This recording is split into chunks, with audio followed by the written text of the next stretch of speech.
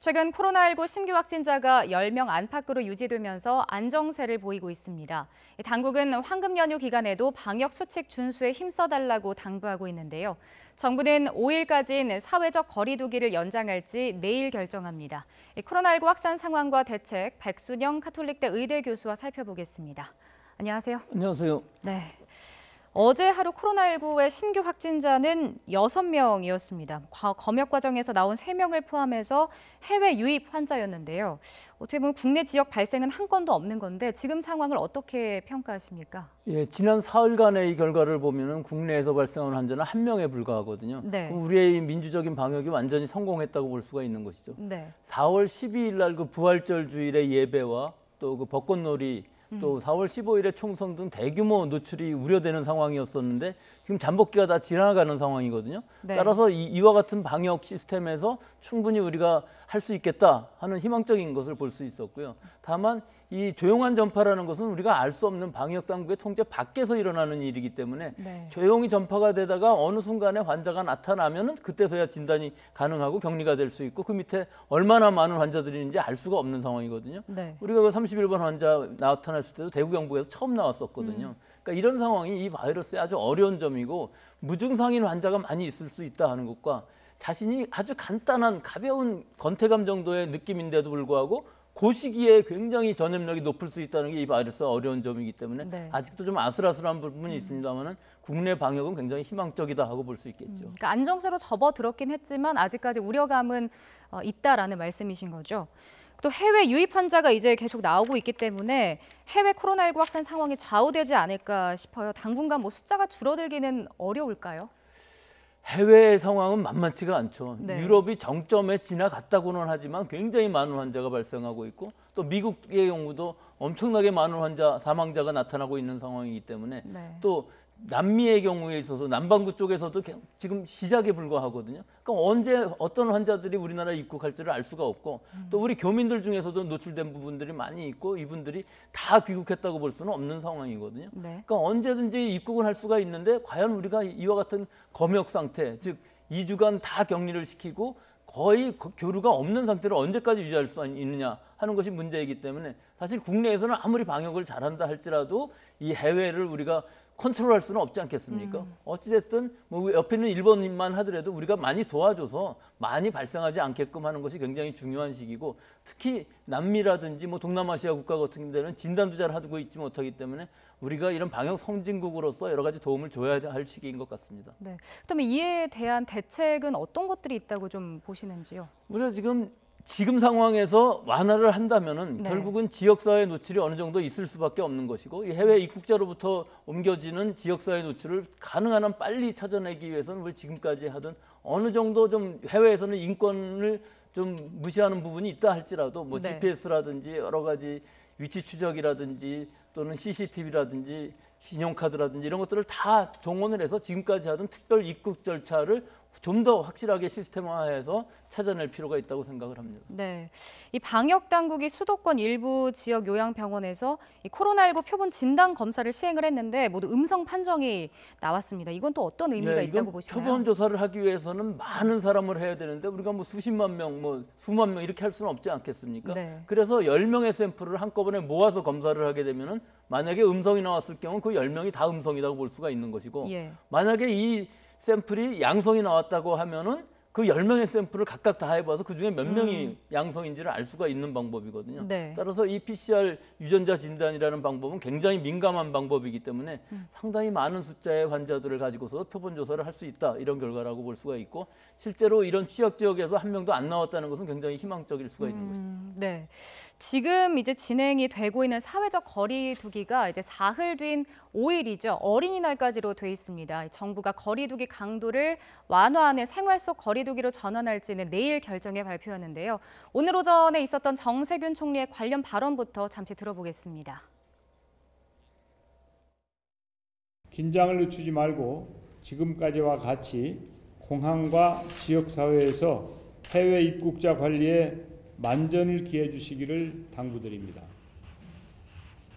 일요일인 내일 중대본 회의에서는 그간의 사회적 거리 두기의 성과를 평가하고 5월 6일부터 생활 속 거리두기로 이행할지 여부를 판단하겠습니다. 네, 지금 정세균 국무총리의 발언을 들으셨고요. 이와 관련해서 이제 확진자 발생과 방역 상황을 봤을 때 이제 5일까지 진행이 되고 그 이후에 생활 속 거리두기로 전환해도 된다고 보시나요? 된다기보다는 순차적으로 그렇게 가야 되겠죠. 어쩔 수 없이 이 경제라든지 모든 면에서 보면 그렇게 가는 방법밖에 없는데 지금 우리가 총선도 잘 치러왔고 모든 노출에 대해서 방역 당국이 잘 감시를 하고 있고 방역 당국의 이 체제 안에 다 들어와 있는 상황이긴 하지만 실제로 5월 6일부터라고 딱 정하게 되면 이건 지금 2주일 전에 상황을 반영하는 것이기 때문에 앞으로 순차적으로 하기 위해서는 앞으로 한두 주를 더 봐가면서 다시 한번 좀 정리를 해주시죠. 예, 계속 순차적으로 완화가 돼야 되는 것은 분명히 맞고요. 네. 또 지금 5월 5일까지가 굉장히 중요한 분기점일 것 같은데 상당히 많은 사람들이 관광 또는 여러 가지 외출을 통해서 사회적인 노출이 많아지는 시기가 되어버렸거든요. 네. 그러니까 이 5월 5일까지의 노출은 결국은 한 적어도 일주일 정도는 그 추이를 보아야만 우리가 그 상황을 알 수가 있기 때문에 네. 그 이후에 좀 더 순차적으로 결정을 할 수가 있을 것 같고요. 또 우리가 과학적인 근거를 가질 수 있다면은 우리 국민들의 표본 조사를 통해서 면역 진단을 함으로 해서 IgG라든지 IgM을 측정을 하게 되면은 우리 국민들이 얼마나 감염이 됐었느냐 아니면 감염이 되지 않았느냐 항체를 가졌느냐 하는 걸 알 수 있기 때문에 이런 정책을 결정하는 데 있어서 기본적인 자료가 될 수 있다고 생각을 합니다. 네, 좀 전에 말씀을 해주셨는데 이제 황금 연휴라서 국내 관광재 좀 인파가 몰리고 있습니다. 그렇기 때문에 방역망이 느슨해진 건 아니냐 이런 지적도 나오고 있거든요. 뭐 여행지나 관광지에서 지켜야 할 그런 기본 수칙들을 좀 한 번 더 짚어주시죠. 예, 지금까지 하던 손 씻기, 마스크 쓰기, 거리 두기 이런 것들을 다 완전히 철저하게 지키고 또 증상이 조금이라도 생긴다면은 바로 진단 검사를 받을 수 있는 태세가 필요한 것이 즉 여행지에서는 자기 집이 아니거든요. 다른 사람들한테 노출을 할 수가 있기 때문에 가벼운 권태감 또는 장기침 정도만 나와도 바로 진단 검사를 하고 만약에 귀가를 한 후에 어떤 증상이 나타난다면은 자가격리 수준에서 며칠 좀 지켜보는 부분이 필요한데 여기서 한 가지 업주들도 중요한 부분이 있는 것이 이 여러 가지 식당이라든지 여러 사람들이 모이는 장소에 있을 경우에는 환기라든지 소독 같은 것들을 철저히 하고 또 손님들이 너무 많이 몰린다고 그래서 한꺼번에 다 받으면 실제로 거리 두기가 불가능해지지 않겠습니까? 그러니까 이런 부분들을 여러 사람들이 또 국민 모두가 다 같이 지킨다면은 이 황금 연휴를 잘 지나갈 수 있을 것으로 보입니다. 또 한 가지 궁금한 게 이제 야외에서 날씨가 많이 더워지면서 마스크를 쓰지 않는 분들이 좀 계십니다. 혹시 뭐 밀폐된 지역이 아니고 야외일 경우에 좀 탁 트인 곳이나 공원 이런 곳에서는 마스크를 안 쓰는 게 괜찮은 건가요? 뭐 그럴 수는 있겠죠. 하지만 항상 자기가 혼자일 수는 없기 때문에요. 이 지나가면서라도 많은 사람들이 모이는 곳을 지나간다면은 갑자기 또 마스크를 쓰기도 어려운 상황이 될 수가 있고 또 지금 무증상 감염이라든지 혹은 경증인 경우에 있어서는 자기가 감염되어 있는 것조차를 모르는 경우도 많이 있거든요. 따라서 밖에 나간다 할지라도 완전히 툭 터 있는 공간에서 혼자만 걸어간다면 모르겠지만 일반적으로는 지금 마스크를 쓰므로 해서 다른 사람과의 방호벽을 자기가 칠 수 있다 하는 것이 다른 사람으로부터 감염되는 것뿐만 아니라 다른 사람이 감염되지 않게끔 하는 여러 가지 의미가 있기 때문에 지금으로서는 매너라고 볼 수가 있겠습니다. 그러니까 각자가 개인 위생을 좀 철저하게 지켜주는 게 중요하다 이런 말씀이시군요. 이제 등교 개학 여부와 시점과 관련된 이야기를 좀 나눠보겠습니다. 이은혜 사회부총리가 5월 중순 이후에 등교 개학을 본격화할 것이다 이런 뜻을 밝혔는데요. 학생들의 개학 시기는 어떻게 좀 보고 결정을 해야 할까요?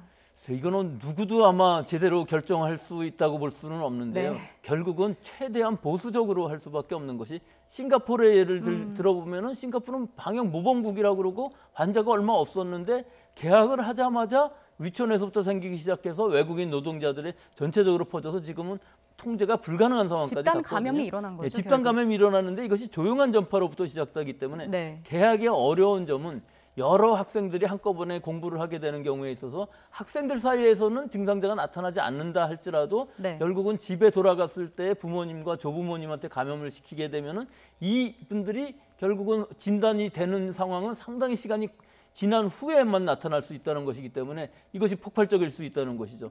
즉 이런 상황이 되지 않으려면은 가능한 한 폭발적인 증가라는 것을 먼저 염두에 두고 결국은 제일 보수적으로 생각해서 가능하면은 방역면으로만 본다면 올해 한 학기는 고3 말고는 9월 1일을 목표로 계약하는 것이 저는 좋다고 생각을 합니다.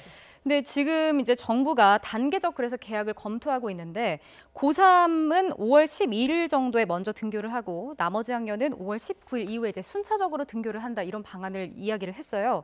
그렇다면 이 순차적 계약이 감염 확산 우려를 막을 방안이 되지는 않다고 보시는 건가요? 일단 가능하죠. 고3 한 학년만 학교를 간다면은 굉장히 넓은 사회적인 거리두기, 즉 학교에서도 충분히 가능할 수가 있을 것으로 보이고요. 네. 또 전국적으로 한꺼번에 시행하면 어렵겠지만 노출 정도가 굉장히 적었던 호남 지역이라든지 충청, 강원 지역 같은 경우에 있어서는 사실 계약을 한다고 해도 큰 문제가 없어 보이기는 하거든요. 예. 그러니까 순차적으로 그런 지방부터 먼저 시범적으로 한번 계약을 해보면은 어떤 문제점이 생기는지에 대한 것들도 시행착오로 우리가 알 수 있을 것 같고 또 여러 가지 면역 진단 방법들에 의해서 과연 얼마나 감염이 지역사회에 있느냐 하는 것들을 순차적으로 알 수가 있기 때문에 그런 것들을 모니터링함으로 해서 좀 순차적인 또 학년뿐만 아니라 지역적으로도 나눠서 계약을 하는 것이 좋지 않겠나 저는 그렇게 생각합니다. 지역적으로 나눠서라면 지역 상황에 따라서 좀 결정을 그렇죠. 해야 된다 이런 예. 말씀이시죠? 중국의 경우에 있어서도 중국은 어쨌든 나라도 크고 인구도 많기 때문에 이렇게 지역적으로 나눠서 계약을 할 수가 있지만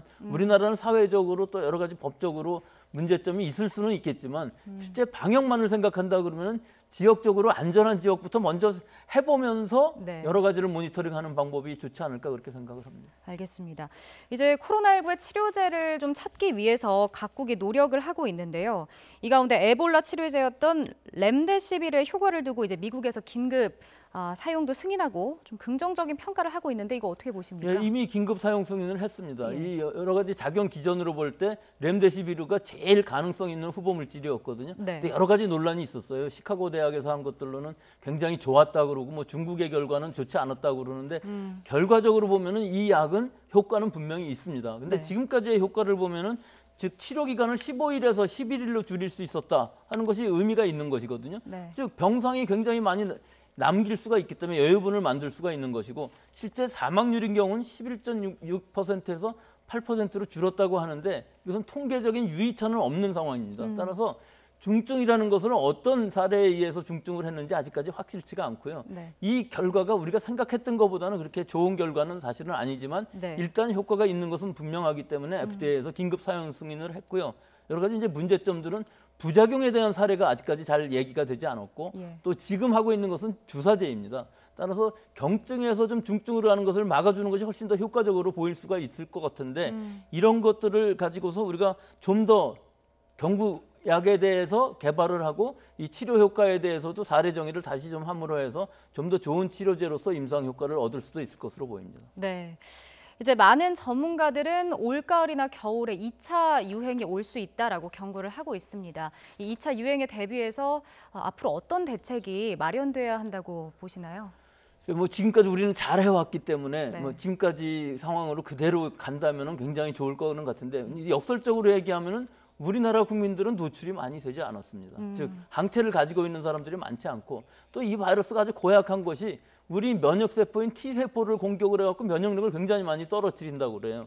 31번 환자에서 보듯이 치료가 잘 안 되면서 아주 간단한 증상들이 계속 유지되는 이런 상황들이 계속 일어날 수가 있거든요. 네. 또 여러 가지 재앙성이라든지 이런 문제들도 있고 해외로부터 유입되는 경우가 분명히 생길 것인데 이럴 때 우리가 병상들 즉 1차, 2차, 3차 의료 전달 체계를 얼마나 잘 유지할 수 있을 것이냐. 또 우리 대구 경북 지방에서 일시적인 의료 공백이 일어났을 때의 상황을 잘 생각을 해서 어떤 방향으로 하면은 이 생활치료센터라든지 이런 것들을 다시 잘 만들어서 문제 없이 잘 갈 수 있느냐 여러 가지들을 지금 생각해야 될 시기일 것 같습니다. 네, 알겠습니다. 오늘 말씀 여기까지 듣겠습니다. 지금까지 백순영 카톨릭대 의대 교수와 코로나19 관련 상황 살펴봤습니다. 오늘 말씀 고맙습니다. 감사합니다.